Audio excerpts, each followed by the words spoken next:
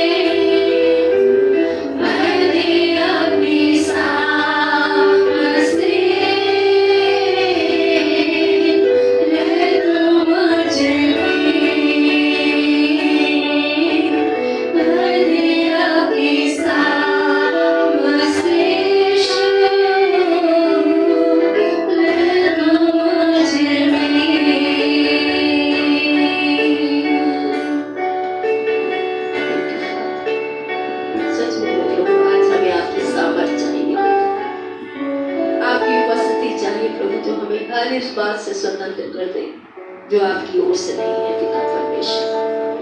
आज हम सभी को प्रभु जो उपस्थित हैं, ऑनलाइन के माध्यम से है प्रभु, आने वाले हैं पिता, सभी को हम आपके हाथों में सौंपते हैं पिता।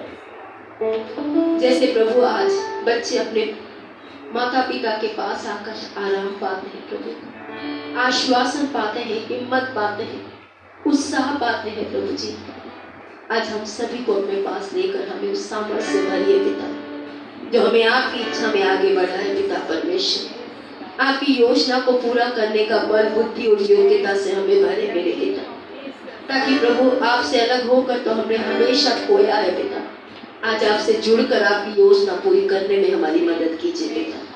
अपने आप को उपस्थित हर एक जीवन को आपके हाथों में सौंपते हुए ये सारी प्रार्थना व्यक्ति यीशु मसीह के नाम से मांगते हैं, आमीन। आइए इस समय ताली बजाते हुए परमेश्वर की आराधना करेंगे। प्रभु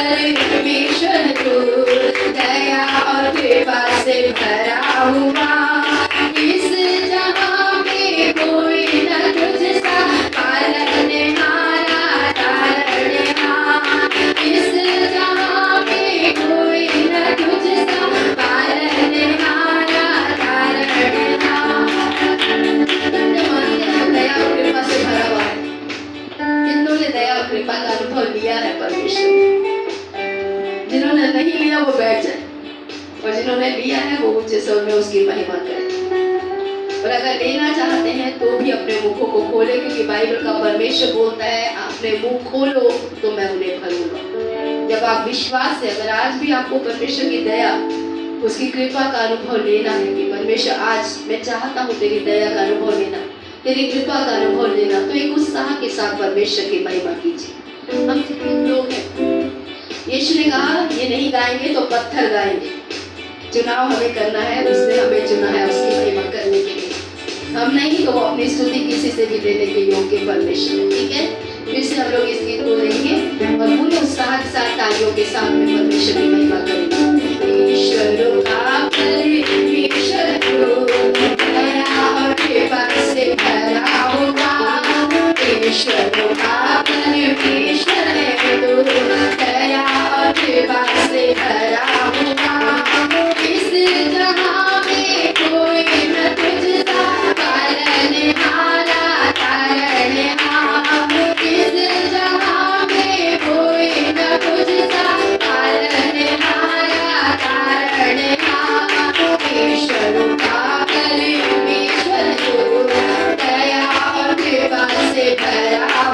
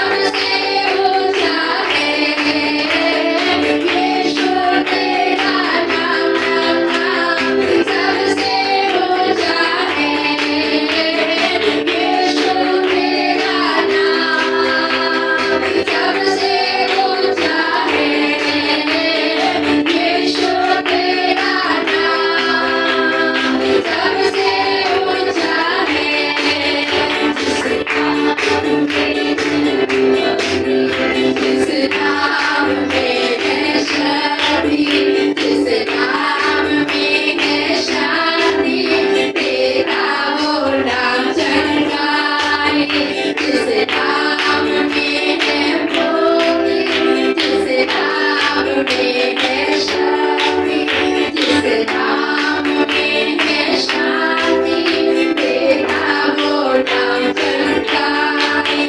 जिस नाम में है जिंदगी, यीशु है वो नाम। जिस नाम में है बंदगी, यीशु है वो नाम। जिस नाम में है जिंदगी, यीशु है वो नाम। जिस नाम में है बंदगी, यीशु है वो नाम।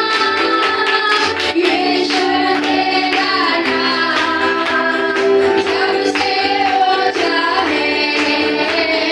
यीशु तेरा नाम सबसे ऊंचा है। यीशु तेरा नाम सबसे ऊंचा है। यीशु तेरा नाम सबसे ऊंचा है।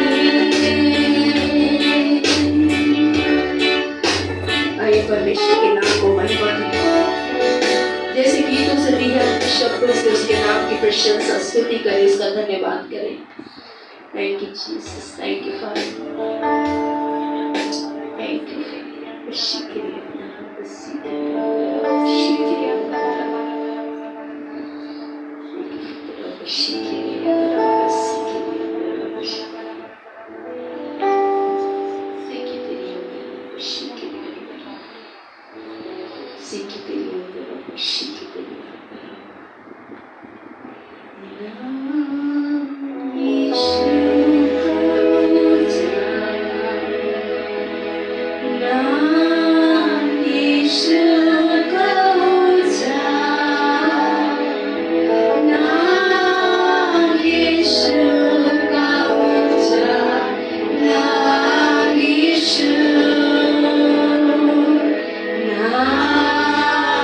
Yeshua.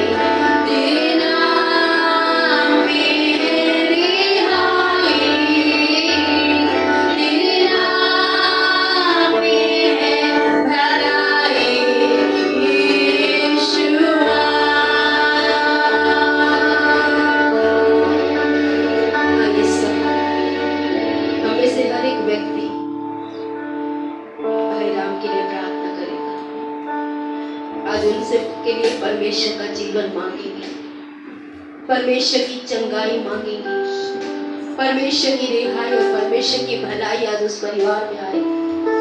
आज परमेश्वर से हम में से हर एक व्यक्ति आज अपने स्थानों पे अपने मनों में परमेश्वर से उस भाई के लिए जीवन की प्रार्थना मांगे, विनती करें प्रभु से कि पिता आज उस जीवन को आज उस अवस्था से प्रभु केवल आप खड़ा कर सकते हैं। आज प्रभु वचन कहता है, दाऊद ने कहा घोड़े और रथों से हमें विजय नहीं मिलती, हमारा परमेश्वर है जो हमें सफल करता है, हमें जीवन देता है। यीशु ने कहा पुनरुत्थान और जीवन में हूँ। आज उसका जीवन जो वो देने में योग्य है, आज उससे प्रभु के आगे सहायता मांगे। ये दयालु परमेश्वर दया करे। कर्मों से ना तो हम पहले योग्य थे ना आज योग्य है पिता, लेकिन तूने फिर भी हम पे दया करके हमें बचाया पिता। आज उस परिवार के भी गुनाहों को क्षमा करके उस परिवार पे दया कीजिए पिता।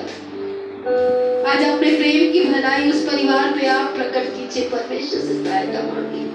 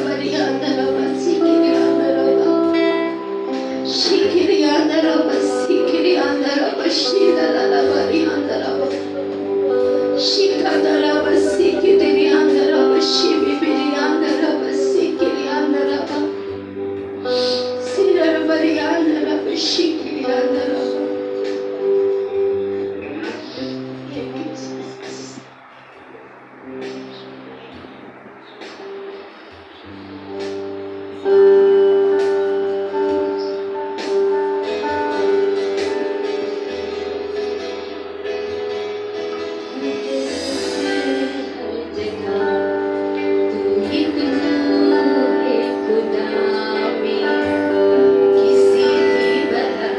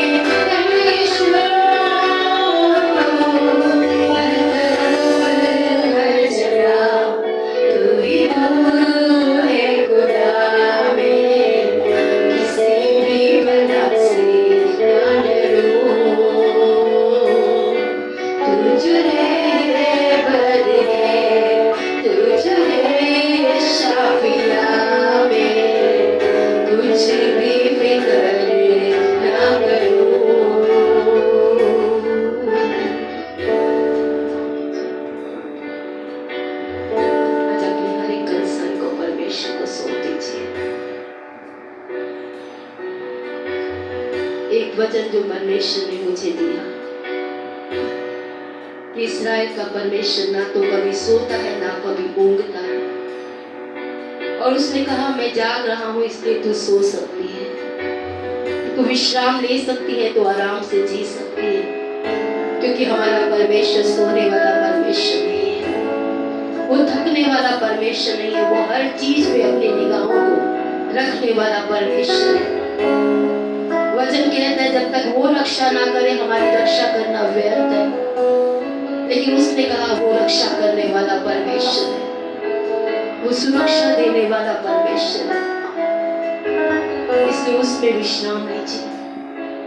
वो आपको अपने पास बुलाता है क्योंकि वो आपको आराम देना चाहता है।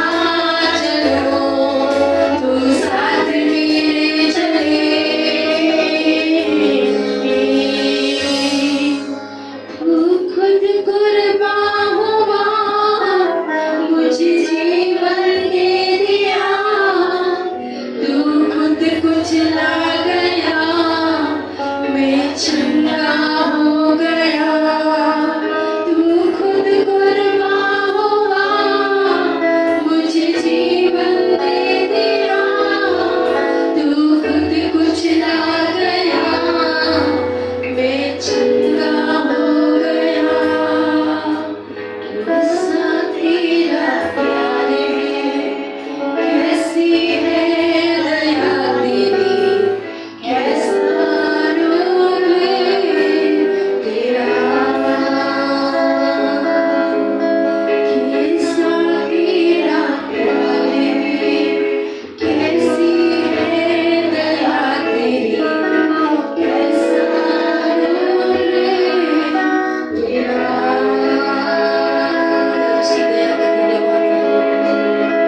उसकी दया का धन्यवाद करें, उसकी कृपा का धन्यवाद करें, उसके अनुग्रह का धन्यवाद करें। सचमुच में अगर आज हम जीवित हैं तो उसकी दया है। आज अगर हमारे प्रिय लोग जीवित हैं, सुरक्षित हैं तो उसकी दया है। उसने हर एक बुराई से, हर एक खतरे से, हर बीमारियों से हमें और हमारे परिवारों को बचाया है। उसकी सुरक्षा का धन्यवाद कीजिए।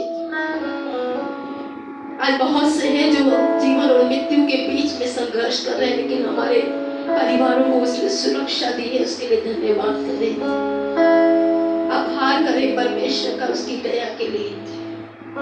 एक जगह परमेश्वर का वचन कहता है हम नाश नहीं हुए क्योंकि इसकी कृपा का कारण है ये। आज उसने हमें बचाया है, उसका धन्यवाद करें इस समय पर। सच्चे जीवित पिता, तेरी भलाई का धन्यवाद मेरे पिता, तेरी सुरक्षा का धन्यवाद पिता। आज हम तो ना शुक्रगुजार लोग हैं प्रभु, हमारे पाप क्षमा कीजिए। हम जो आपकी भलाई देखने में कमजोर हैं पिता, उस पाप के लिए क्षमा कीजिए मेरे पिता। आज हमें आपकी भलाई देखने वाली आंखें दीजिए पिता, आपकी भलाई समझने वाला मन दीजिए मेरे पिता, आपकी भलाई के अनुसार आपको समर्पण देने वाला आज आज्ञाकारिता दीजिए मेरे पिता, कि हम वो करें पिता जो आपको अच्छा लगता है और वो छोड़े जो आपको नहीं खाता मेरे पिता। धन्यवाद मेरे पिता, आपने हम सभी को संभाला पिता। आज आपकी भलाइयों का धन्यवाद करते हुए सारी विनती प्रार्थना प्रभु यीशु मसीह के नाम से मांगते हैं, आमीन। आप सभी को जय मसीह। आप सभी को विक्ट्री फैमिली सेंटर कलीसिया में आप सभी लोगों का स्वागत करते हैं। आप अपने अपने स्थान पे बैठ सकते हैं। संडे स्कूल के बच्चे संडे स्कूल में ले जाएंगे।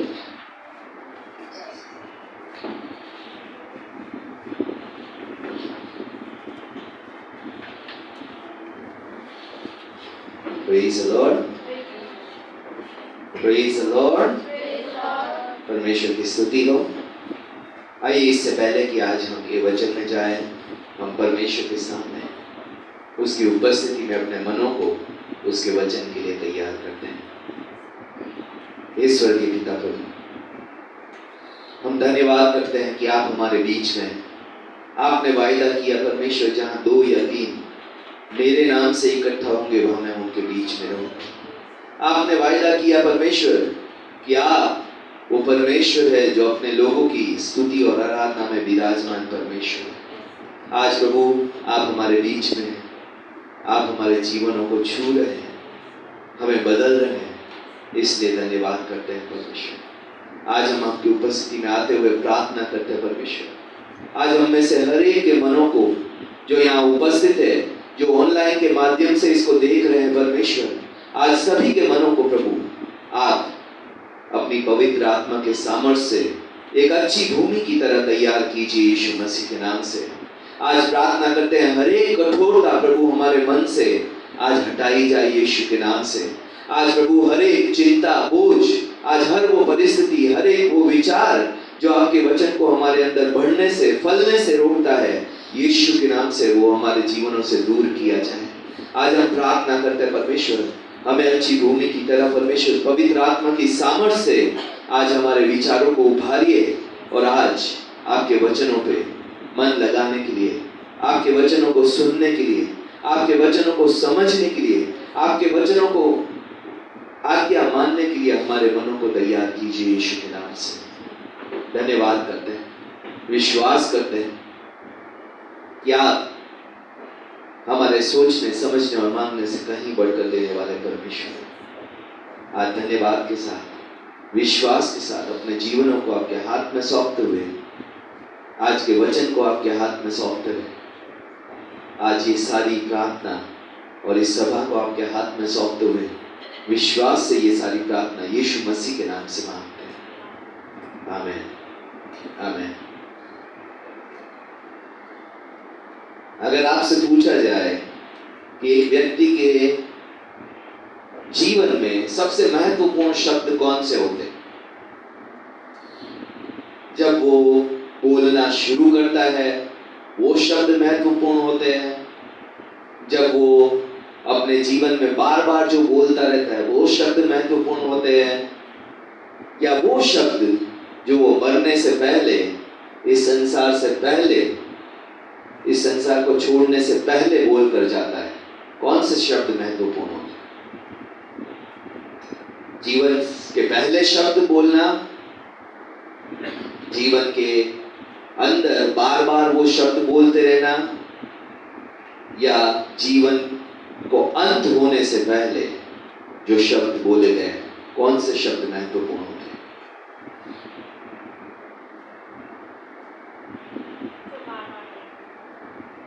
जो बार बार बोले जाते हैं,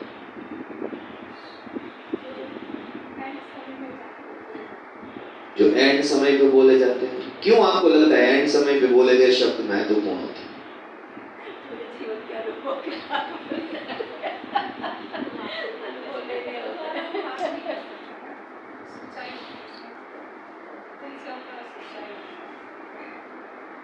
गुड। दिल से होती है, सच्चाई होती है, सारे जीवन के अनुभवों का निचोड़ होता है, और जो अंत में बोल रहे शब्द है वो सबसे महत्वपूर्ण इसलिए होते हैं कि उस व्यक्ति ने पूरे जीवन में समझ लिया कि महत्वपूर्ण क्या है, और जो आपको बता के जा रहा है वो आपके जीवन को बदल देगा अगर आप उस शब्द पे ध्यान देंगे। जीवन के शुरुआत में शब्द सारे एक से होते हैं, मामा, पापा, दादा, काका, चाचा, जो भी है।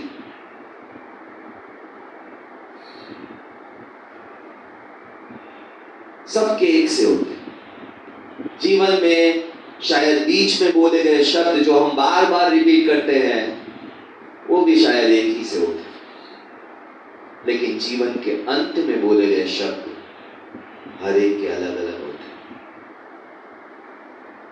आज मुझे नहीं पता आपने कभी किसी मरते हुए व्यक्ति के पास जाकर उसके आखिरी शब्द सुने हो।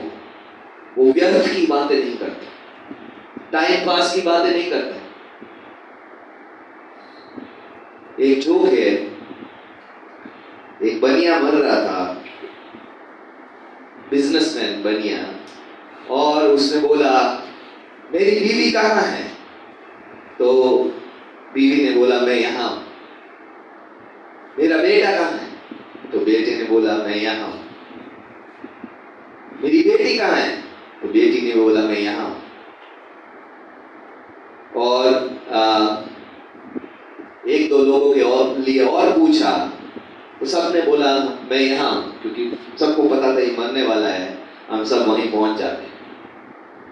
तो बनिए ने कहा सारे यहाँ हो तो दुकान कौन संभाल रहा है?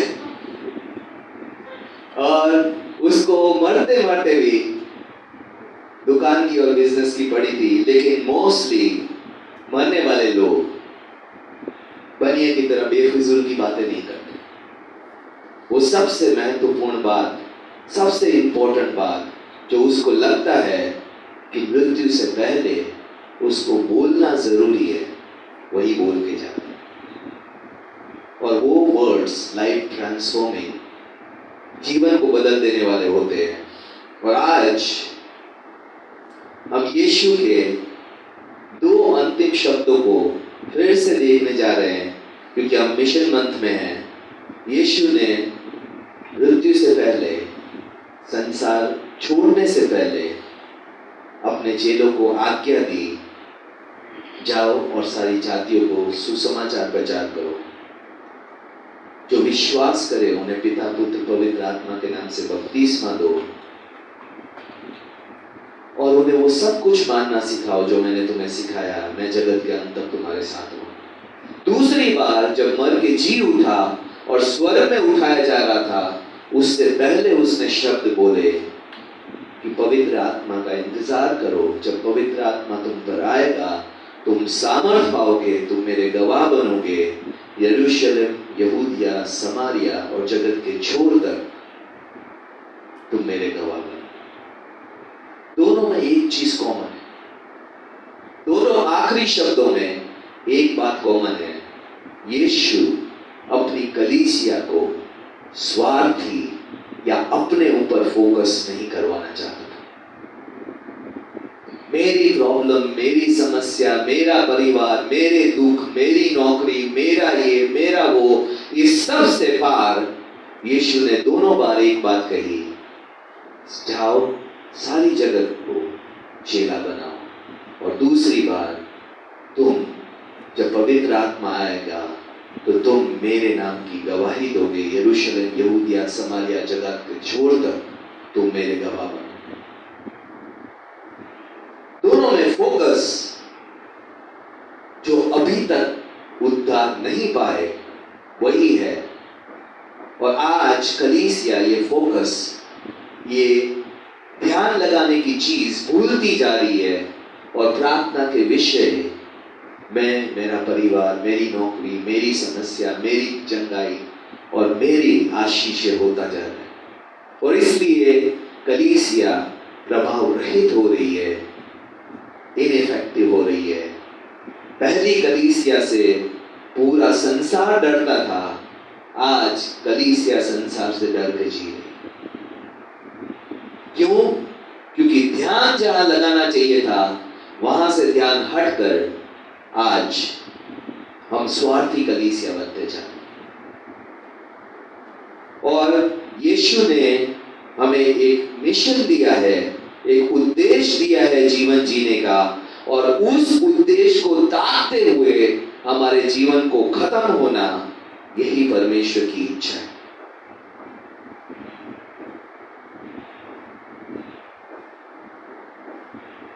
आज कलीसिया को परमेश्वर ने कहा, कलीसिया मेरी देह है और उसके बहुत सारे सदस्य हैं। पहला कुरिन्थियों 12 का 12 और 14 पढ़ेंगे तो परमेश्वर ने कहा कलीसिया देह है, बहुत सारे अंगों से बनी हुई है, और परमेश्वर ने अपने शरीर के अनुसार कलीसिया को अपनी बॉडी यानी कि मेरा शरीर का। यीशु कौन है?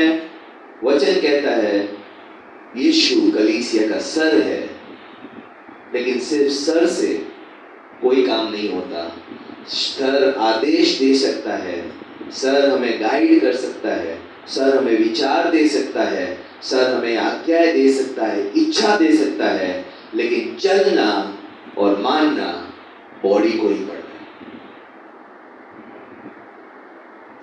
आज इफिसियों 4 के 16 में परमेश्वर ने कहा कि अच्छी तरह से जुड़ी हुई कलीसिया, एक दूसरों से जुड़कर मजबूत बनाने वाली कलीसिया मेरे उद्देश्य को इस संसार में पूरी करेगी। और आज कलीसिया बिखरी हुई है और संगति को भूलती जा रही है और प्रभाव रहित जीवन अपने ही संघर्षों में डूबती जा रही है। क्या प्रॉब्लम है सिस्टर आपका? क्या प्रॉब्लम है भाई आपका? हाँ, मेरी नौकरी में प्रॉब्लम है, मेरे जीवन में प्रॉब्लम है, मेरे परिवार में प्रॉब्लम है, मेरे इसमें प्रॉब्लम है, मेरे उसमें प्रॉब्लम है। लेकिन कभी जैसे यीशु ने कहा, आंख उठाकर देखो कि पक्के खेत बहुत है। आज कलीसिया अपनी आंख से आंख उठाकर संसार की ओर नहीं देखना चाहती। और पिछले हफ्ते में हमें 3 बार एम्स ट्रॉमा सेंटर जाना पड़ा, और हर बार जाकर मुझे एक ही बात समझ में आई कि आज हम जो आराम से बैठे हुए कलीसिया है और संसार एक एक करके शैतान नाश कर रहा है, जीवनों को बर्बाद कर रहा है, जीवनों को मृत्यु की तरफ ले जा रहा है, जीवन को खत्म कर रहा है, और हम बैठे बैठे देख रहे हैं जैसे कि एक एक्सीडेंट हुआ है और सारे उसको फिल्म उतारते रहते हैं, कोई उस एक्सीडेंट वाले की मदद नहीं करता है। आज शायद हम भी वो याजक की तरह समस्याओं में पड़े हुए लोगों को देखते तो है, अपना रास्ता बदलते और अपने काम पे चले जाते हैं। और आज अगर हम ऐसे ही कलीसिया बने रहे तो परमेश्वर यीशु कहता है, क्या मनुष्य का पुत्र जब वापस आएगा तो विश्वास पाएगा? किसके विश्वास की बात कर रहा था? अविश्वासियों के विश्वास की बात नहीं कर रहा था।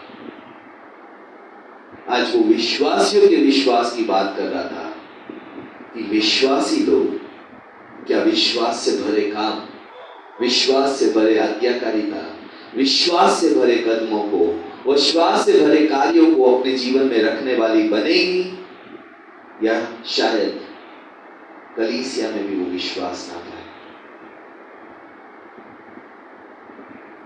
नए नियम में 4 कलीसिया दिखाई गई है और चारों कलीसिया ने एक उद्देश्यपूर्ण जीवन जीकर उस समय के रोमन एम्पायर को, जो कि सबसे ताकतवर एम्पायर था, सबसे ताकतवर सरकार थी, घुटनों के बल लाकर मसीहत को ग्रहण करने के लिए मजबूर कर दिया।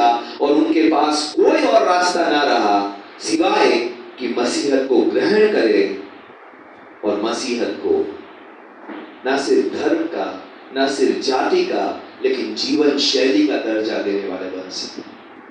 बहुत घमंडी राज्य था, बहुत घमंडी सरकार थी, सारे मसीहों को जिंदा जला देती थी, भूखे शेरों के सामने डाल देती थी, प्रॉपर्टी जब्त कर लेती थी। जो कोई मसीह के पास या मसीह का कहलाना चाहे उसको जेल में बंद करके मशालों की तरह जलाया जाता था।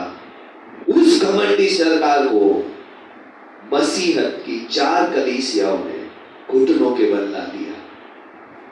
आज हम देखेंगे वो 4 कलीसिया कौन सी और क्या क्या करती थी वो 4 कलीसिया, और कैसे उन 4 कलीसियाओं ने मिलकर रोमी साम्राज्य को, जो घमंड से भरा साम्राज्य था, आज हम सोचते हैं हमारी सरकार घमंडी है, हमसे बहुत ज्यादा घमंडी थे, जिंदा जला देते थे, शेरों के सामने, भूखे शेरों के सामने डाल देते थे। आज उनको ईंधन की तरह यूज किया जाता था, लकड़ी की बजाय जिंदा मसीहों को जलाया जाता था। ऐसी घमंडी सरकार को 4 कलीसियाओं ने मिलकर घुटनों के बल ला दिया। और आज हम कहते हैं सरकार बहुत ताकतवर है। आज शायद हम कलीसिया मसीह की सामर्थ को, मसीह की ताकत को भूलते जा रहे हैं, क्योंकि हम अपने ही जीवन में, अपनी ही समस्याओं में, अपनी ही परेशानियों में, अपने ही परिवारों में, अपनी ही आशीषों में इतने बिजी हो गए कि हम परमेश्वर की सामर्थ को, जो सबसे ताकतवर सरकार को भी घुटनों के बल ला सकता है, आज हम भूलते जा रहे हैं। पहली कलीसिया थी यरूशलेम की कलीसिया, जहां से कलीसिया का जन्म हुआ था,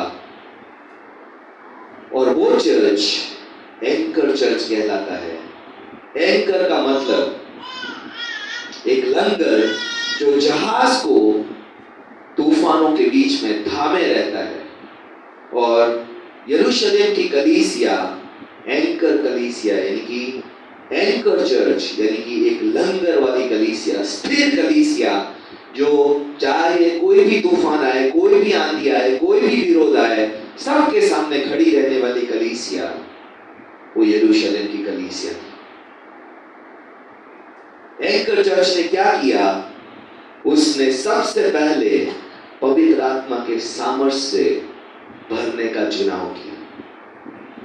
अगर आप प्रेरितों के काम 2 अध्याय पढ़ेंगे, 120 लोगों ने चुनाव किया कि जो यीशु बोल के गया है, हम तब तक प्रार्थना करेंगे जब तक पवित्र आत्मा से भर ना जाए। एंकर कलीसिया 120 डरे हुए लोगों से कोठरी में बंद करके, डर के मारे 120 लोगों ने प्रार्थना शुरू की, परमेश्वर हम वो करना चाहते हैं जो तू हमसे करवाना चाहता है। और वहां से 120 से जब पवित्र आत्मा का सामर्थ आया, तो वही 120 एक एंकर कलीसिया का हिस्सा बन गए, जिसने पूरे संसार की कलीसियाओं का स्थापना करने का चुनाव किया। परसिक्यूशन आया, सताव आया, सारे बिखर गए, बिखर कर भी जहां जहां गए परमेश्वर का राज्य स्थापित किया, परमेश्वर का सुसमाचार सुनाया, लोगों को उद्धार में लाया, आज्ञाकारिता का जीवन जिया, प्रार्थना में जुड़े रहे और जहां जहां गए वहां वहां कलीसिया खोलते गए।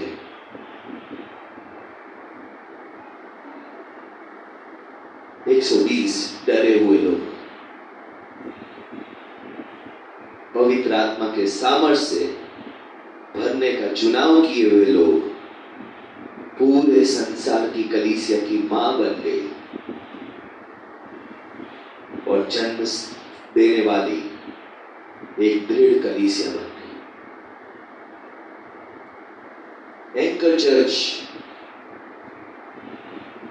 हर एक मुश्किल को सामना करना चाहता था, ना कि मुश्किलों से भागना चाहता था।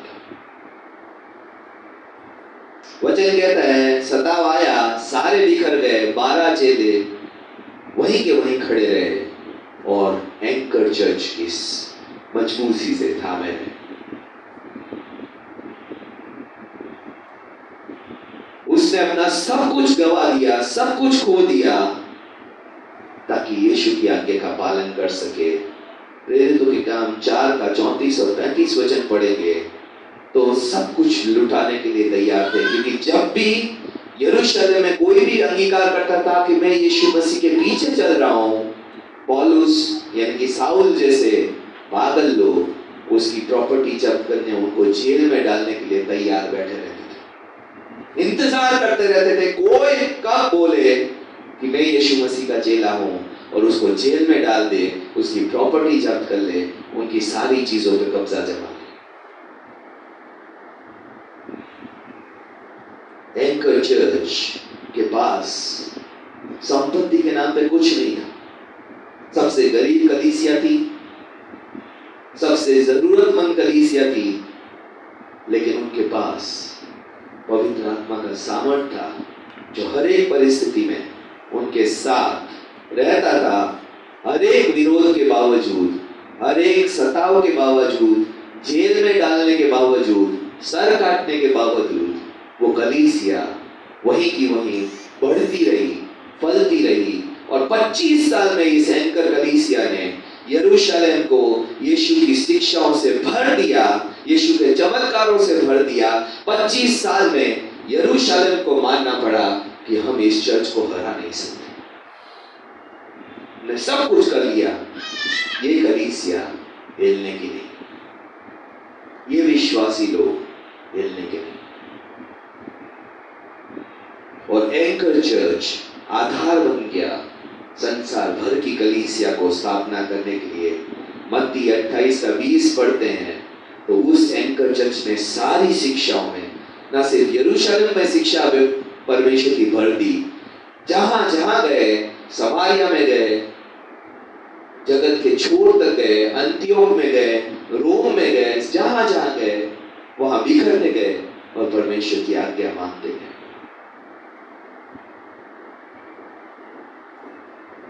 कलीसिया जो एक वचन से भरी हुई, कलीसिया जो आत्मा से भरी हुई, कलीसिया जो कहती है सब परिस्थितियों में हम परमेश्वर के वचन के अनुसार ही जिएंगे, वचन के अनुसार ही चलेंगे। संसार हमारे साथ कुछ भी करे, हम परमेश्वर के वचन को मानना नहीं छोड़ेंगे।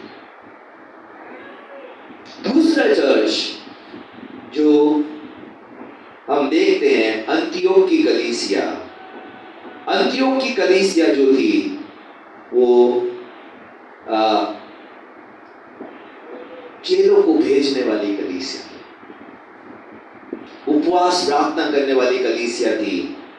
और अगर हम प्रेरितों के काम 13 अध्याय में पढ़ते हैं तो उपवास प्रार्थना कर रही थी। परमेश्वर ने कहा पौल और बरनबास को, जिस काम के लिए मैंने उनको चुना है, अलग करो।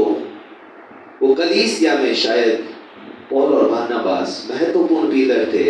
उन्होंने, कलीसिया ने चुनाव किया, हम इनको भेजेंगे और इनको सपोर्ट करेंगे।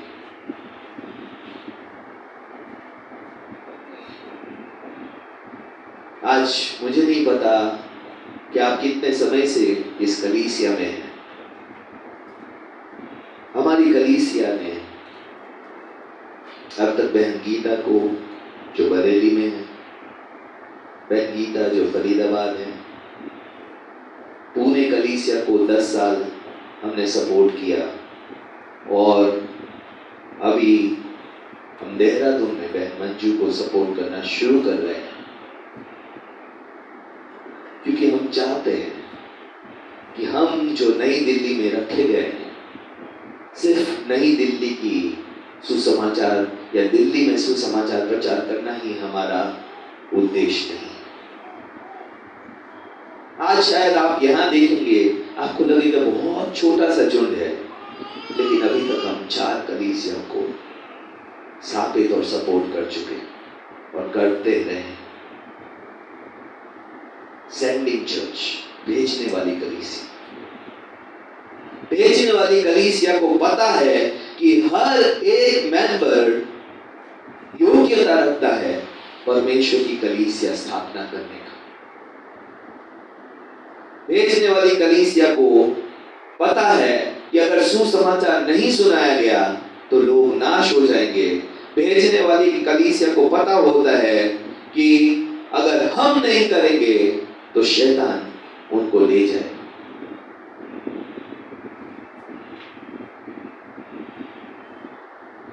आज जन्माष्टमी के दिन हम शायद कलीसिया आ रहे थे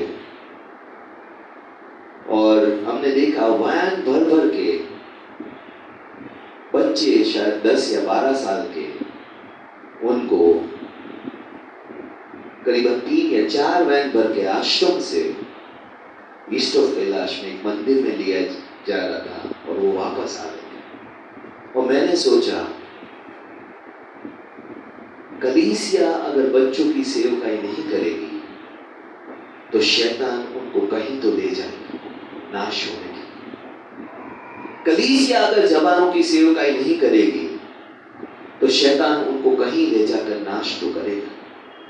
कलीसिया अगर पुरुषों में, स्त्रियों में सेवकाई नहीं करेगी तो शैतान कहीं ले जाकर उनको नाश करेगा। ये मत सोचिए कि हम नहीं करेंगे तो उनका कुछ फर्क नहीं पड़ेगा। वचन कहता है शैतान फाड़ खाने वाले शेर के नायक खड़ा है, कब किसको फाड़ खाए। और आज मैं सोचता हूं, क्या हम में से अपने आप में हर एक सदस्य कम से कम 10 बच्चों की एक सेवकाई अपने अपने घरों में शुरू नहीं कर सकते? हम में से हर एक वो योग्यता रखता है कि हफ्ते में 1 बार, हफ्ते में 2 बार 10 बच्चों की सेवकाई हर एक एरिया में जहां हम रहते हैं शुरू कर सकें। 10 जवानों को हम टारगेट कर सकें। 10 अगर पत्नियों को या 10 पतियों को अगर हम टारगेट करते हैं, कम से कम हम 40 लोगों को बचाना हफ्ते में 1 बार करने से। और हम सोचते हैं हमें कुछ नहीं, हम क्या करेंगे, हम कैसे बचाएंगे। आज अंतियोक की कलीसिया को पता था अगर हम नहीं करेंगे तो शैतान तो उसको नाश करेगा ही करेगा। इसलिए अंतियों की कलीसिया शायद इतनी मजबूत नहीं थी, लेकिन फिर भी भेजती रहती थी कि जाओ और सेवकाई करो, संसार को बचाओ, नाश होने से बचाना हमारी जिम्मेदारी। सेंडिंग चर्च को पता था कि ये हमें दो बोझ दिया गया है, परमेश्वर ने हमें पवित्र आत्मा दिया है, परमेश्वर ने हमें वचन दिया है, परमेश्वर ने हमें ज्ञान दिया है ताकि हम दूसरों को बचा सके। सेंडिंग चर्च को पता था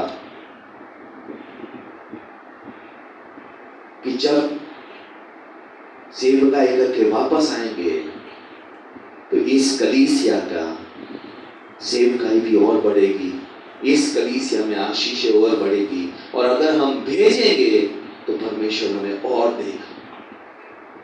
विश्वास से भेज रहे, उनके पास हजारों लोग नहीं थे कि उनको दो दो करके भेज रहे थे। उनके शायद हमारे जैसे 20, 30, 40, 50 लोग हों, लेकिन फिर भी वो भेजने वाली कलीसिया थी। और जब भी वो मिशनरीज वो सेवकाई करके वापस आते थे, कलीसिया को गवाहियां देते थे, कलीसिया को चैलेंज देते थे, कलीसिया को नया दर्शन देते थे, और कलीसिया और लोगों को भेजने के लिए तैयारी करती थी। ना कभी उनका भेजना रुका और ना कभी परमेश्वर का उनको आशीष देना रुका। तीसरी कलीसिया थी फिलिप्पी की कलीसिया। फिलिप्पी की कलीसिया गरीबों से भरी हुई थी, लेकिन फिलिप्पी की कलीसिया देने वाली कलीसिया। पौलुस को, जो कि जगह जगह जाके कलीसिया स्थापित करता था, सिवाय फिलिप्पी की कलीसिया, वचन कहता है किसी ने लेन देन के मामले में उनको सपोर्ट नहीं किया। फिलिप्पी की कलीसिया गरीब होते हुए भी देने वाली कलीसिया, और हम अप्रिशिएट करते हैं इस कलीसिया को भी। हम देख सकते हैं हमारी कलीसिया देने वाली कलीसिया। आज 10 साल पुणे को सपोर्ट करना आसान नहीं रहा। 3 या 4 साल शायद हमने बरेली को सपोर्ट किया, बहन गीता को, फरीदाबाद को सपोर्ट अभी कर रहे हैं, और परमेश्वर ने चाहा तो आगे भी करेंगे।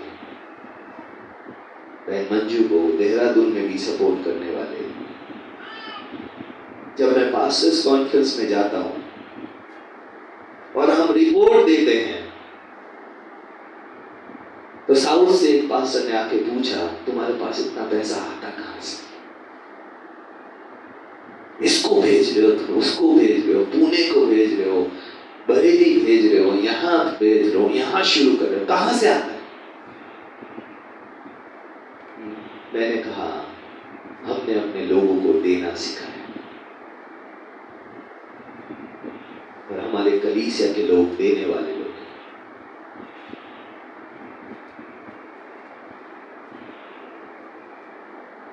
हमने कभी फॉरेन से फंड लाकर कलीसिया स्थापनाएं नहीं की, और हम देखते हैं कि हमारे में वो फिलिपिया कलीसिया के अनुसार देने वाली कलीसिया के गुण हैं। आज आसान नहीं होता हर बार मिशन फेथ प्लेज भरना, और मिशन फेथ प्लेज को पूरा करना आसान नहीं होता। पिछली बार 22 लोगों ने शायद मिशन फेथ प्लेज भरा था, 20 लोगों ने पूरा किया। परमेश्वर का धन्यवाद। आसान नहीं होता।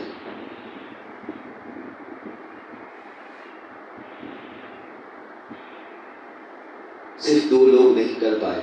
परमेश्वर से मैं प्रार्थना करता हूं कि एक समय आए, जितने MFP भरे सारे पूरे करे, परमेश्वर उनको आशीष दे, और भी भेजने वाले बने, और भी हम देने वाले बने, हमारा देना बढ़ता जाए और परमेश्वर की आशीषें बढ़ती जाए, और ये लगातार चलता रहे, ताकि हम फिलिपाई की तरह देने वाली कलीसिया बन सके। चौथी कलीसिया थी फिलाडेल्फिया की कलीसिया, और फिलाडेल्फिया की कलीसिया अगर प्रकाशित वाक्य चैप्टर 3 के 8 में देखोगे तो परमेश्वर का वचन कहता है कि वो प्रार्थना करने वाली कलीसिया थी, वो दरवाजों को खोलने वाली कलीसिया थी, क्योंकि उसको पता था शैतान दरवाजे बंद करता है, हम अपनी प्रार्थनाओं के द्वारा अवसरों को, दरवाजों को, जीवनों को, परिवार को, लोगों को खोल सकते हैं। प्रार्थना में लगी रहती थी।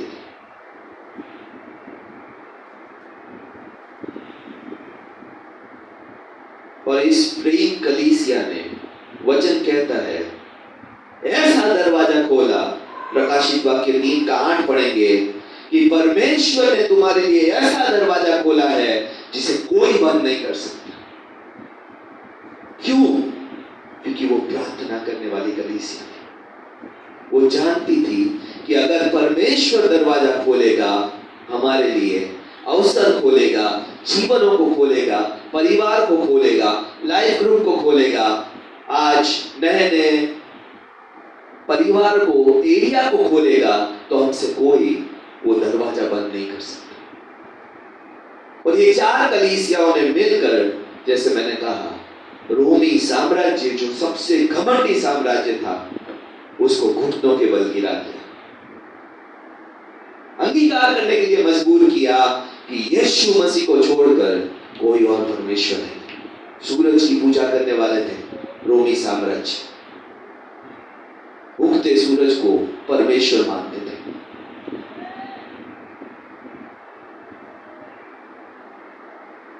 आज उस सूरज की पूजा करने वाले साम्राज्य को सच्चे और जीवित परमेश्वर यीशु मसीह के सामने घुटनों के बल ले आई ये 4 कलीसिया।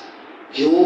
क्योंकि एक कलीसिया मजबूत एंकर की कलीसिया थी, जो कि यरूशलेम की कलीसिया थी। दूसरी कलीसिया अंतियोक की कलीसिया भेजने वाली कलीसिया थी। तीसरी कलीसिया देने वाली कलीसिया थी। और चौथी कलीसिया प्रार्थना करने वाली कलीसिया। और ये चारों कलीसियाओं ने मिलकर रोमी साम्राज्य को तोड़ के रख दिया।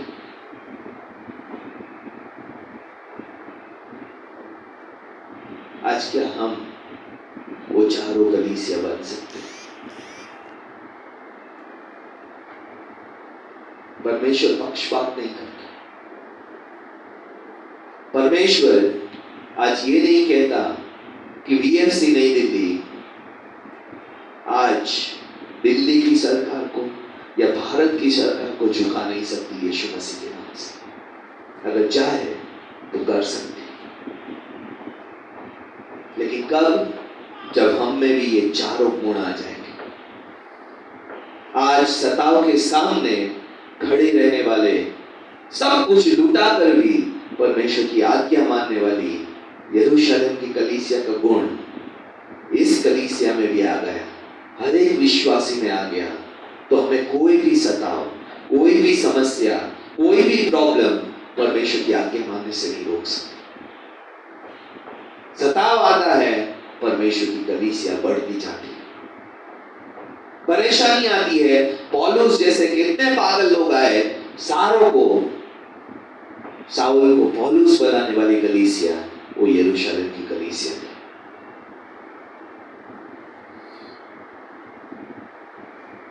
अंतियोक की कलीसिया जो भेजती रहती थी, सबको सेवकाई के लिए अलग कर देती थी। तुम ये सेवकाई करो, तुम ये सेवकाई करो, और सारे के सारे जा जाकर परमेश्वर के जीवनों को बदलकर वापस आकर गवाही देकर फिर से प्रार्थना करते थे, फिर से चैलेंज लेके आते थे और फिर भेजती थी। और ये लगातार चालू रहा जब तक कि रोम पूरा का पूरा जीत ना लिया गया।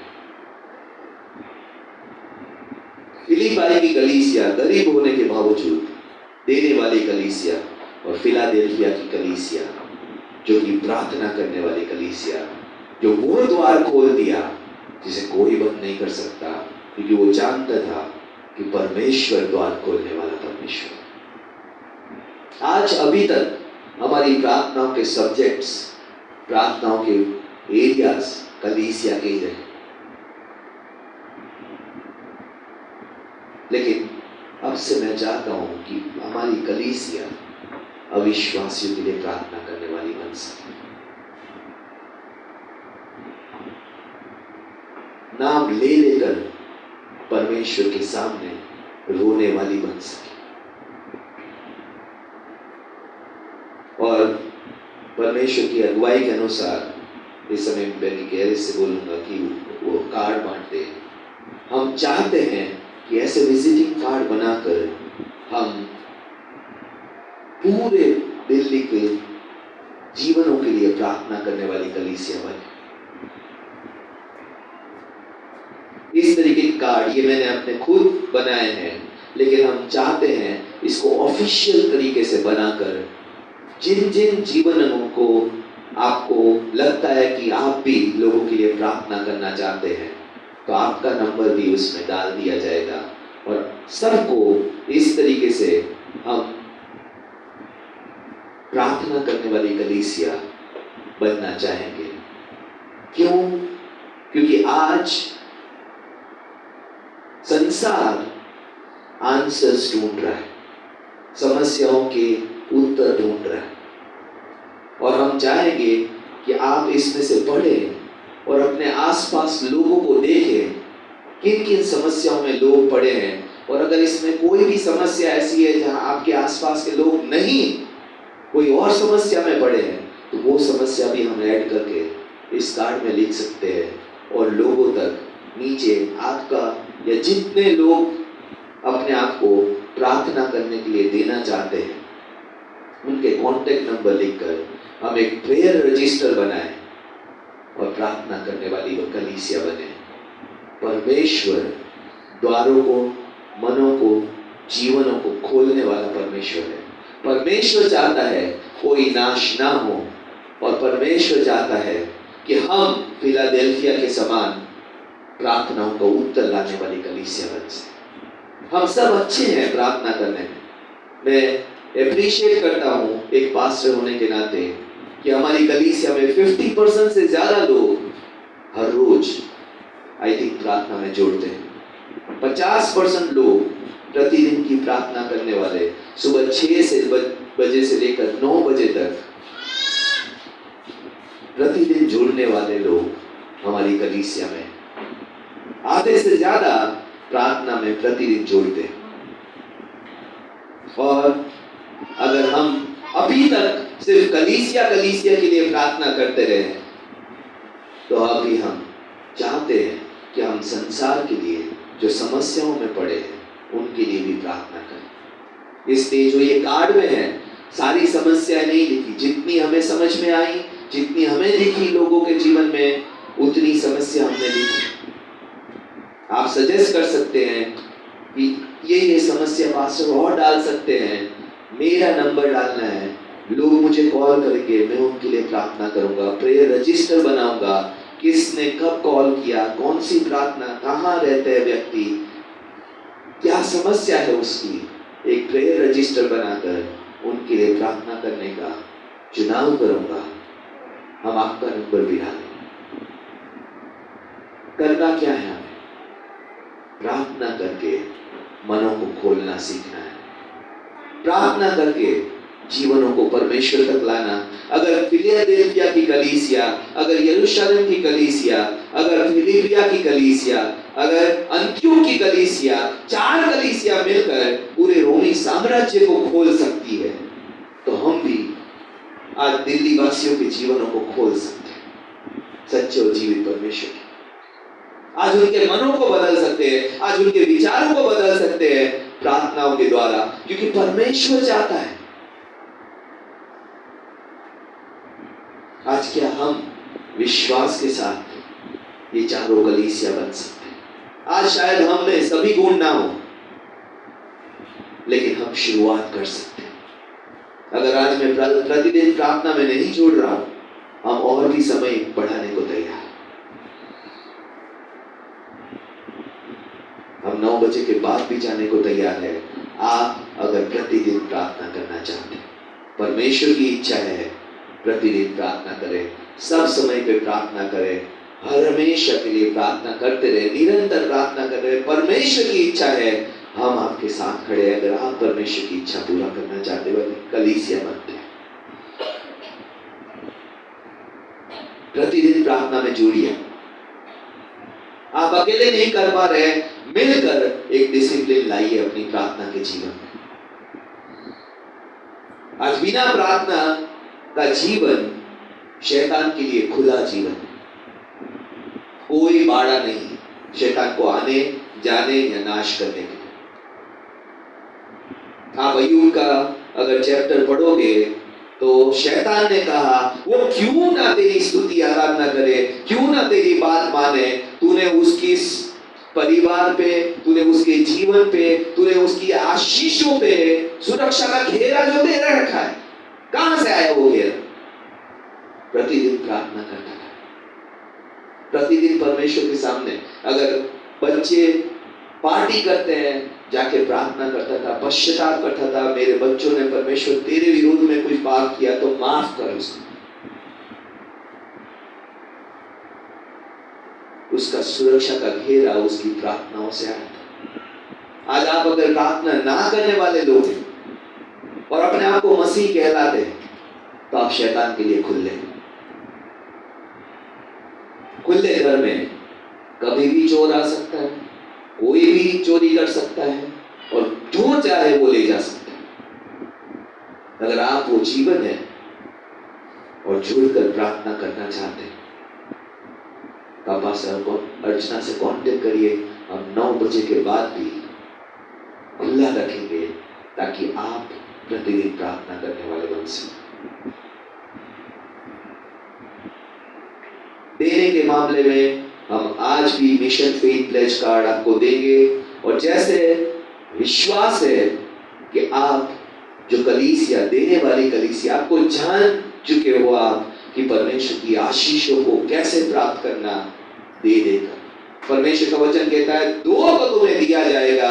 संसार बोलते हैं परमेश्वर पहले दे तो हम देंगे, परमेश्वर का वचन कहता है तुम दोगे तो तुम्हें दिया जाएगा। आज मिशन फेथ प्लेज के द्वारा हमारी कलीसियाओं ने जान चुके हैं कि कैसे परमेश्वर की आशीषों को प्राप्त करना। पर आज भी हम मिशन फेथ प्लेज कार्ड देंगे, चाहते हैं कि इस बार हम पिछली बार से ज्यादा देने वाली कलीसिया। हम किसी और कलीसिया से कंपीट नहीं कर रहे, हम अपने आप से, जो पिछली बार मैंने मिशन फेथ प्लेज भरा था उसी से मैं कंपीट करता हूं, किसी और से नहीं। इस बहन ने, उस बहन ने, उस भाई ने कितना भरा वो इमैटेरियल है, मैंने कितना भरा था और मैं क्यों बढ़ूं ना इस बार। मुझे अपने आप से अपने आप को हराना है, क्योंकि मैं प्रभु में बढ़ चुका हूं और मेरा विश्वास बढ़ना चाहिए। आज जितने भी मिशन फेथ प्लेज में अभी तक हिस्सा नहीं लेते, आप हिस्सा लेके देखिए, परमेश्वर प्रदान करता है।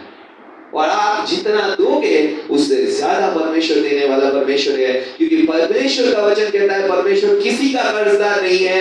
आप दोगे और वो ना दे, ऐसा वो परमेश्वर नहीं है। वचन कहता है वो परमेश्वर अपनी महिमा के धन से आपकी जरूरतों को पूरा करेगा। आज भेजने वाली कलीसिया,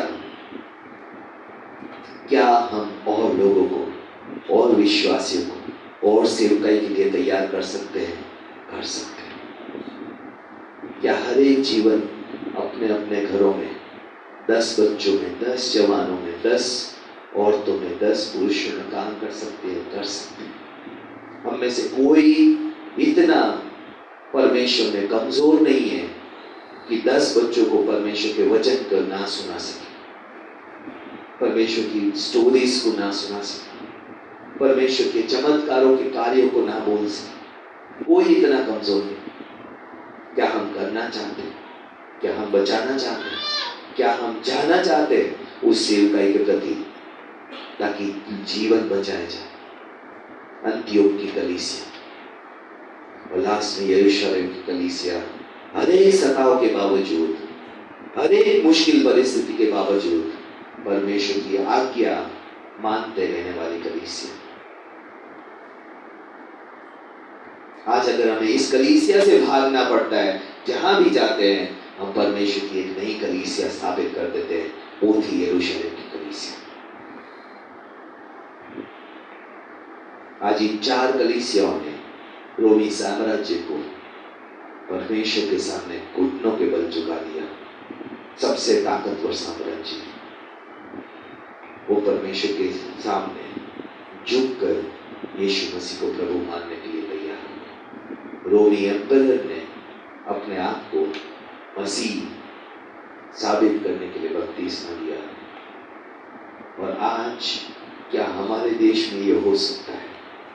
हो सकता है अगर हम ये 4 काम करने वाली कलीसिया बन जाए। परिस्थितियों का, सताव का, विरोध का सामना डटकर करने वाली कलीसिया, परमेश्वर के वचन, पवित्र आत्मा से भरी हुई कलीसिया। दूसरा हमने देखा एंटियोक की तरह भेजने वाली, सेवकाई के लिए तैयार करने वाली कलीसिया। फिलिप्पी की कलीसिया के अनुसार देने वाली कलीसिया, और फिलाडेल्फिया के कलीसिया के अनुसार प्रार्थना करने वाली कलीसिया। और अगर हम ये चारों कलीसिया के अनुसार आज भी बन जाते हैं तो आज हमारी सरकार रोमी सरकार से स्ट्रॉन्ग या मजबूत नहीं। अगर रोमी सरकार को परमेश्वर के लोगों ने गिरा दिया था, घुटनों के बल ला दिया था, तो हम अपनी सरकार को भी चाहे कितनी भी मजबूत क्यों ना हो, परमेश्वर के सामने घुटनों के बल पे ला सकते हैं।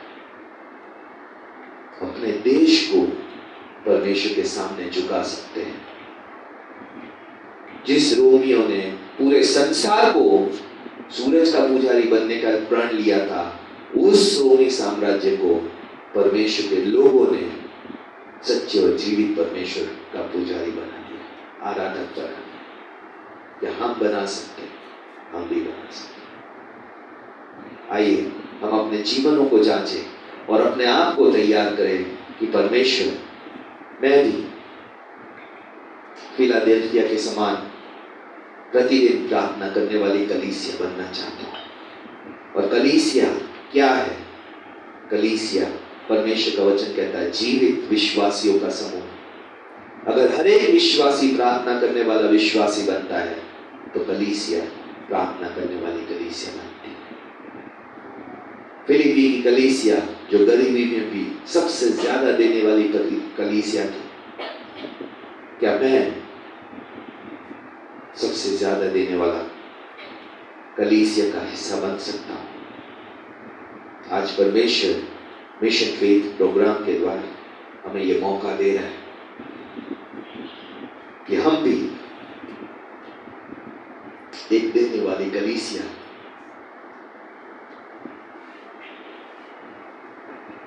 एक त्याग करने वाली कलीसिया, परमेश्वर की आशीषों को विश्वास से ग्रहण करने वाली कलीसिया बन सके। आइए हम परमेश्वर के सामने आए। अंतियोक की तरह आज हम अपनी अपनी सेवकाई को समझे, अपने अपने एरिया में, आज बच्चों के लिए हो, जवानों के लिए हो, औरतों के लिए हो, पुरुषों के लिए हो, परमेश्वर के लिए, परमेश्वर के वचन की शिक्षाओं के लिए क्या हम सेवकाई के लिए तैयार हैं? क्या हम अपने मनों से समर्पण करने को तैयार हैं? और यरूशलेम की कलीसिया के समान चाहे कितने भी सताव आए, कितना भी विरोध करे, हम परमेश्वर की आज्ञाओं में चलने का दृढ़ निश्चय कर चुके हैं। जहां जहां आज हम संघर्ष कर रहे हैं इस 4 कलीसियाओं में से, आज उस क्षेत्र में परमेश्वर को अपने आप को समर्पण करें। अपनी आंखों को बंद करते हुए जांचे, क्या मैं आज प्रार्थना करने वाली कलीसिया, प्रार्थना करने वाला विश्वासी हूं? क्या मेरी प्रार्थना के सब्जेक्ट सिर्फ मैं, मेरा परिवार, मेरी आशीषें, मेरी नौकरी, मेरी चंदाई, मेरी समस्या है? या फिलाडेल्फिया के समान परमेश्वर का राज्य उस जीवनों में स्थापित करना जो अभी तक प्रभु को नहीं जानते? आज परमेश्वर आप में से कईयों को प्रार्थना करने वाली कलीसिया का हिस्सा बनाना चाहता है। प्रतिदिन दूसरों के लिए प्रार्थना करने वाले विश्वासियों का समूह बनाना चाहता है। आज परमेश्वर आपके मनों को तैयार कर रहा है। आज हम प्रेयर लाइन शुरू कर रहे हैं। परमेश्वर अगर आपसे बात कर रहा है कि आप भी अपने अपने जीवनों को, समयों को प्रार्थना के लिए और अविश्वासियों के लिए प्रार्थना के लिए दें, तो इस समय हम अपने आप को परमेश्वर के हाथ में समर्पण करें। आज परमेश्वर आपसे एमएफटी में हिस्सा लेकर देने की बात कर रहा है, तो हम उसके लिए अपने आप को समर्पण करें। आज हम सेवकाई के लिए अपने आप को तैयार करना चाहते हैं। मैं अपने एरिया में आज बच्चों की, जवानों की, आज पुरुषों की, स्त्रियों की सेवकाई शुरू करना चाहते हैं। परमेश्वर से सहायता मांगे। और आज अगर हम विरोध का सामना करते करते थक गए हैं, तो यरूशलेम की कलीसिया के समान हर विरोध के बावजूद परमेश्वर की आज्ञा में अपने आप को मजबूत रखने का चुनाव करने वाले बन सके। आइए जहां जहां परमेश्वर हमसे बात कर रहा है, आज परमेश्वर की उपस्थिति में खड़े होकर हम परमेश्वर को समर्पण करें। कहे परमेश्वर, आज मैं वो कलीसिया बनना चाहता हूँ जिसके सामने हर एक सरकार झुकती है। परमेश्वर, आज मैं वो कलीसिया बनना चाहता हूँ परमेश्वर, जो प्रार्थना करने वाली कलीसिया है, जो देने वाली कलीसिया है, जो सेवकाई करने वाली कलीसिया है, जो हर एक विरोध का सामना परमेश्वर के वचन, परमेश्वर की आज्ञाकारिता से करने वाली कलीसिया है, शिक्षा देने वाली कलीसिया है। जहां भी जाती है परमेश्वर के वचन को, प्रार्थनाओं को, चिन्ह और चमत्कारों को, परमेश्वर की शिक्षाओं को भर देती है। आज प्रभु मुझे भी वो कलीसिया बनने में सहायता करें। आइए अपने आप को परमेश्वर को समर्पण करें।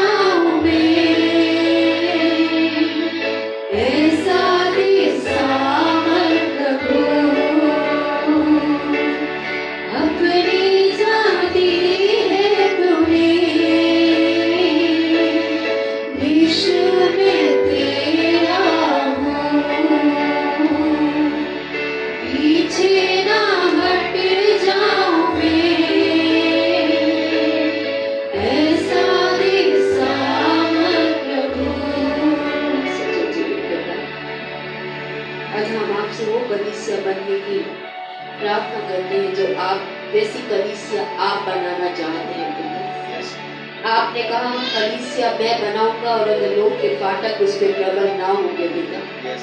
आज जो बातें हम पे प्रबल होकर आज आपकी तरीके से जैसी कलीसिया आप जैसा देह आप हमें बनाना चाहते हैं अपनी कलीसिया के रूप में पिता, वैसी देह बनने में आज मेरी और कलीसिया के अनेक सदस्य की सहायता कीजिए पिता।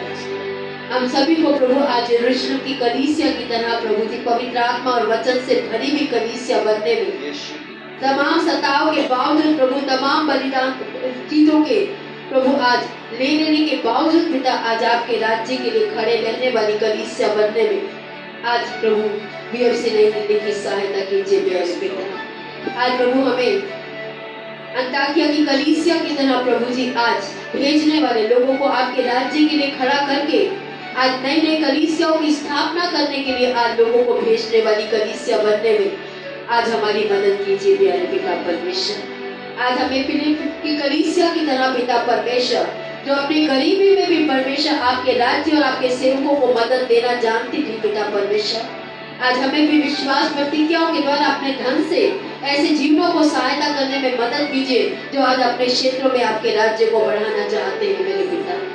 आज हमें फिलिपिया की कलीसिया के समान पिता परमेश्वर जो प्रार्थनाओं से प्रभु आज जानती थी परमेश्वर द्वार खोलता है, परमेश्वर मन तैयार करता है, परमेश्वर रास्ते बनाता है, ऐसी प्रार्थना से भरी हुई कलीसिया बनने में हम में से हर एक की सहायता कीजिए प्यारे पिता।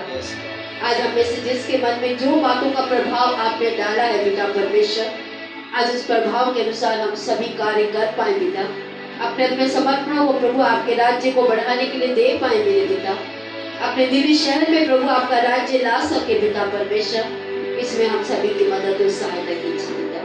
धन्यवाद के साथ ये सारी मिलती प्रार्थना प्रभु यीशु मसीह के नाम से मांगते हैं, आमीन। आप सभी को जय मसीह की। आइए इस समय हम प्रभु भोज के लिए अपने मनों को तैयार करेंगे। इस समय पर आज इस महीने का पहला इतवार है और प्रभु के मेज के लिए हम अपने को तैयार करेंगे इस समय पर। Let's turn our Bible to 1 Corinthians chapter 11. आइए 1 कुरिन्थियों 11 अध्याय हम निकालेंगे इस समय पर। And we will be reading from verse 23 to verse 32. 23 से लेकर हम 32 पद तक इस समय पे पढ़ेंगे। 1 कुरिन्थियों 11 अध्याय 23 पद। क्योंकि ये बात मुझे प्रभु से पहुंची और मैंने तुम्हें भी पहुंचा दी कि प्रभु यीशु ने जिस रात में पकड़वाया गया रोटी ली 24 वचन और धन्यवाद करके उसे तोड़ी और कहा, यह मेरी देह है जो तुम्हारे लिए है, मेरे स्मरण के लिए यही किया करो। 25 पर इसी रीति से उसने बियाली के पीछे कटोरा भी लिया और कहा, यह कटोरा मेरे लहू में नई वाचा है, जब कभी पियो मेरे स्मरण के लिए यही किया करो। 26 पर क्योंकि जब कभी तुम यह रोटी खाते और इस कटोरे में से पीते हो तो प्रभु की मृत्यु को जब तक वह ना आए प्रचार करते हो। 27 इससे जो कोई अनुचित रीति से प्रभु की रोटी खाए या उसके कटोरे में से पिए वे प्रभु की देह और लहू का अपराधी ठहरेगा। 28 वचन इसलिए मनुष्य अपने आप को जांच ले और इसी रीति से इस रोटी में से खाए और इस कटोरे में से पिए, क्योंकि जो खाते पीते समय प्रभु की देह को ना पहचाने वे इसके खाने और पीने से अपने ऊपर दंड लाता है। 30 इसी कारण तुम में से बहुत से निर्बल और रोगी हैं और बहुत से सो भी गए। 31 यदि हम अपने आप को जांचते तो दंड ना पाते।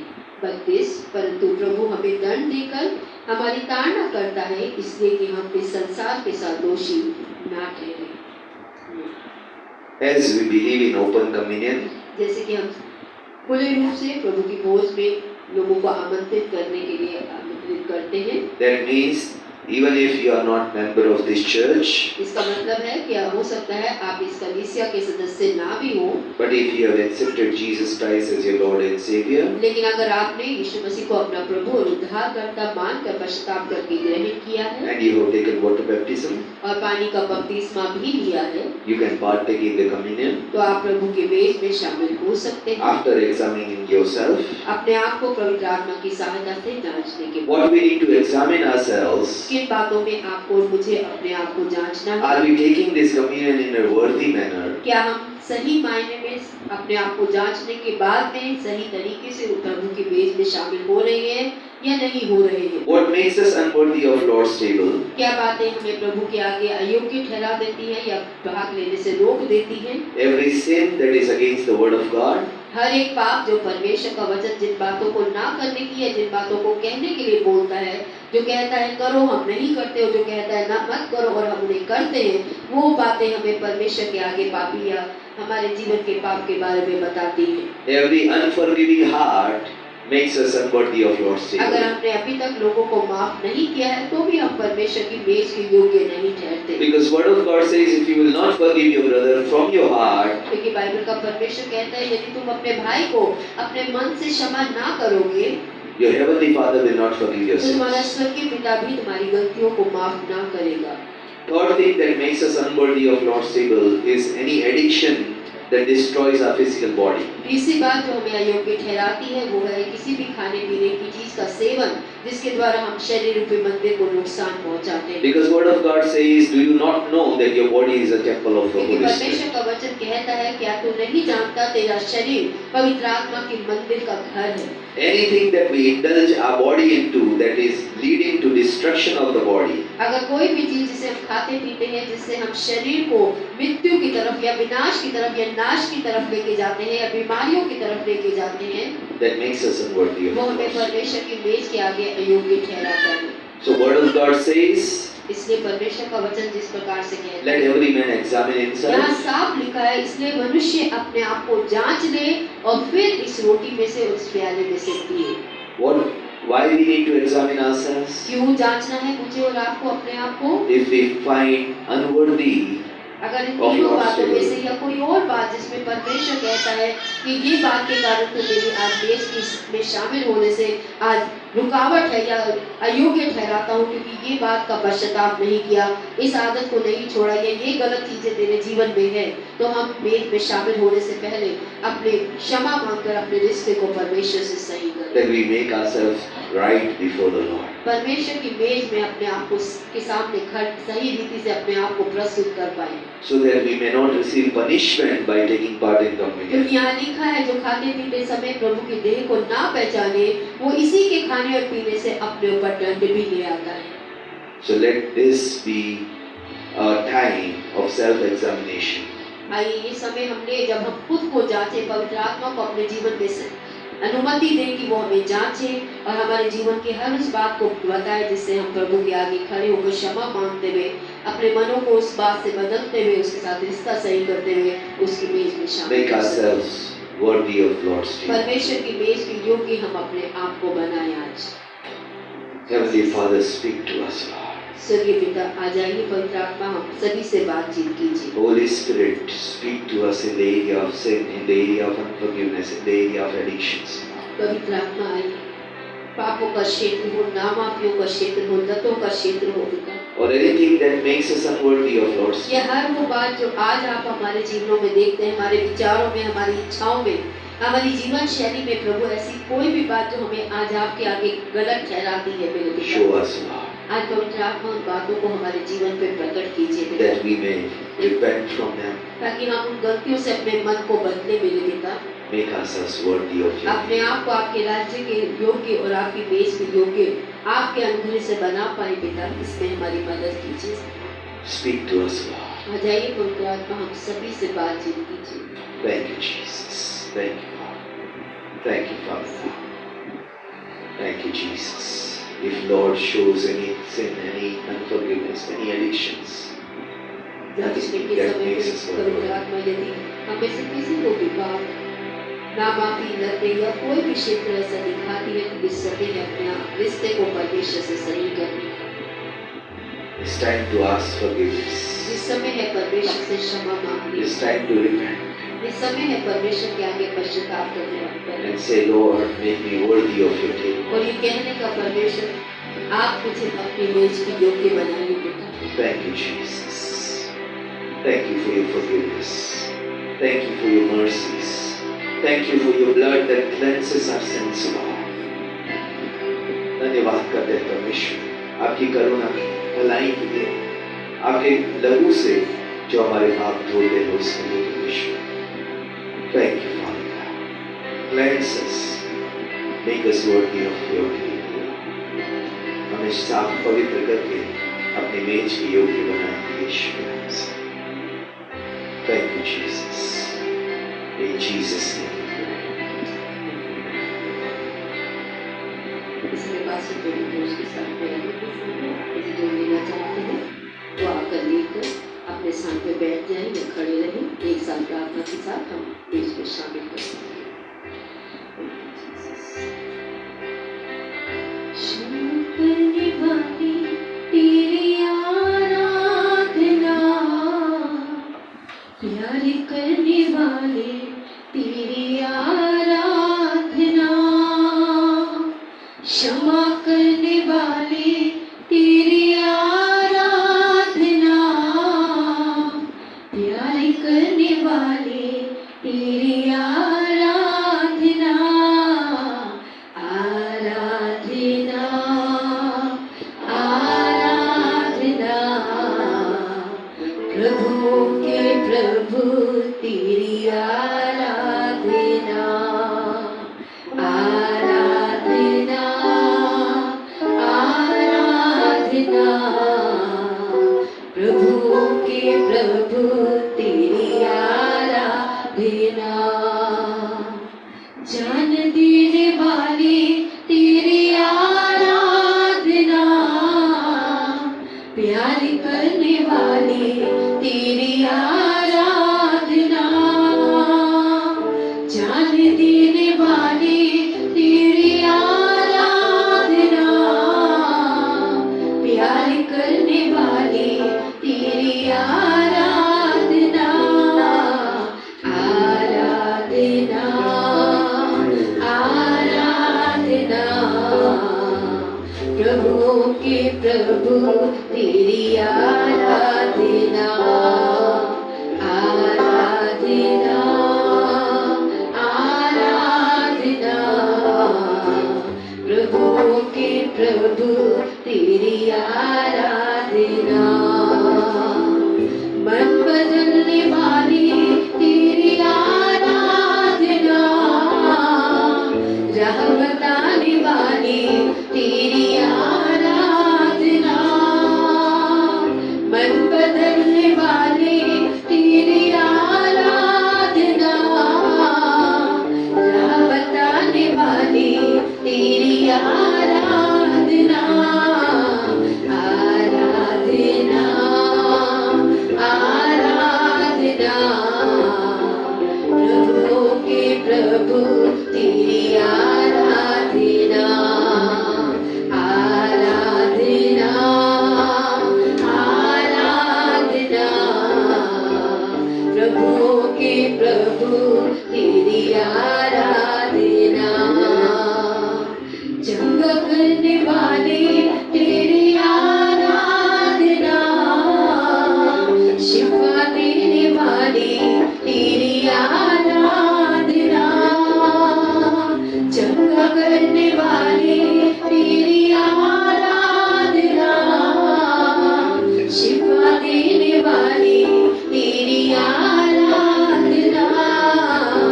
आराधना, आराधना, प्रभु के प्रभु तेरी आराधना, आराधना, आराधना, प्रभु के प्रभु तेरी आराधना, राजाओं के राजा तेरी आराधना, प्रभु के प्रभु तेरी आराधना, राजाओं के राजा तेरी आराधना, प्रभु के प्रभु तेरी आराधना,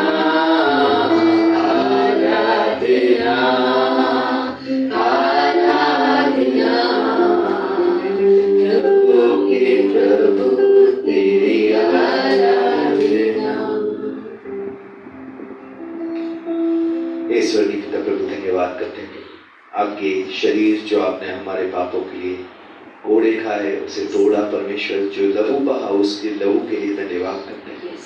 आज प्रभु हम में से जितने भी बीमार हैं, जितने भी कमजोर है परमेश्वर, आपका शरीर के घोड़े प्रभु आज उन्हें चंगाई देने वाला बन सके, आपके लहू से उनके पाप क्षमा होने वाले बन सके। आज प्रभु उनके जीवनों को नई बल और शक्ति से भरिए यीशु के नाम से। और प्रभु आज हम प्रार्थना करते हैं परमेश्वर, आज हमें पाप से लड़ने के लिए, आपकी आज्ञाओं को मानने के लिए, या आपके लहू और प्रभु आपके शरीर के द्वारा और बलवान और प्रभु सामर्थ्य से भरकर जीवन जीने में सहायता कीजिए। आपकी इच्छा को पूरी करने के लिए हम और प्रभु ताकतवर होते जाए प्रभु। विश्वास के साथ, धन्यवाद के साथ अपने जीवनों को, इस समय को आपके हाथ में सौंपते हुए ये सारी प्रार्थना यीशु के नाम से मांगते हैं। आमीन। Let's partake in the bread and the cup.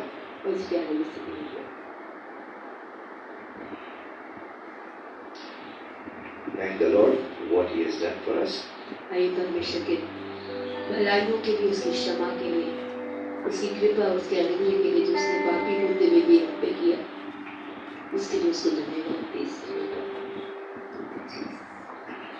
Thank you, Father. Thank you, Jesus.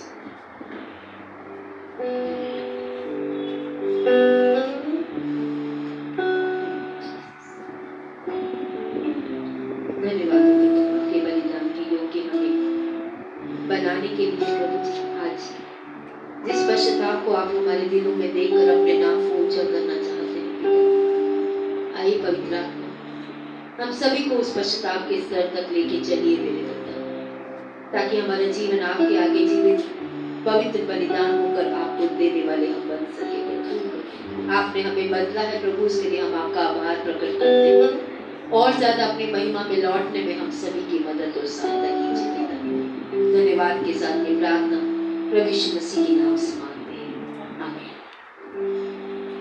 हम सभी इस समय पे बैठ सकते हैं। आप सभी का एक बार फिर से विक्ट्री फैमिली सेंटर नई दिल्ली कलीसिया में स्वागत करते हैं। इस समय पर आप सभी जो ऑनलाइन के माध्यम से जुड़े हैं, हम उनका भी स्वागत करते हैं। परमेश्वर आपको आशीष दे। इसी तरीके से हर इतवार को और 10 बजे आप हमारे साथ जुड़ते रहें। God bless you. आप सभी को परमेश्वर आशीष दे। जय मसीह। आज अगर हमारे